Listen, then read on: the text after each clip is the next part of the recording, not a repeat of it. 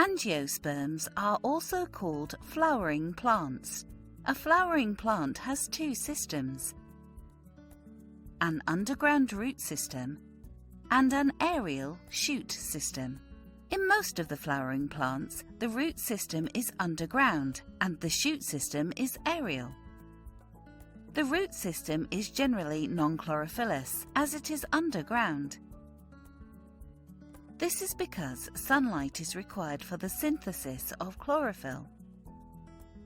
The shoot system is generally chlorophyllous, as it is aerial. The shoot system has stem, branches,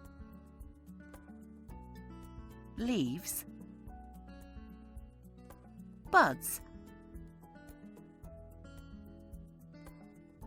flowers, and fruits. Stem is differentiated into nodes and internodes. Node is the region where the leaf arises. Distance between the two successive nodes is called internode. Bud is an abbreviated part of shoot in which immature leaves overlap. Based on their position, buds are generally of two kinds: axillary buds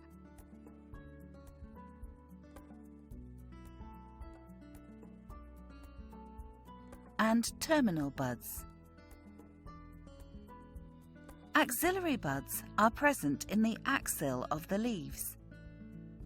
Terminal buds are present at the tip of the stem and branches.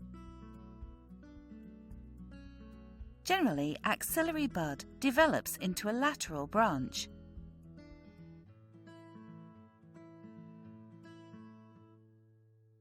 Apical bud helps in the elongation of stem or the branches.